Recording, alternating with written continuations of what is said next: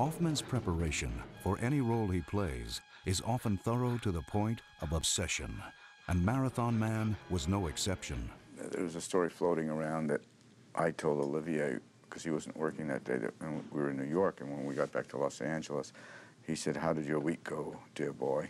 And I told him we did this scene where the character I was playing was supposed to be up for 3 days. He said, "So what'd you do?" I said, "Well, I stayed up for 3 days and 3 nights." And the famous line was, "Why don't you just try acting?" And it became kind of legend. It's been quoted so many times, at least in the acting circles.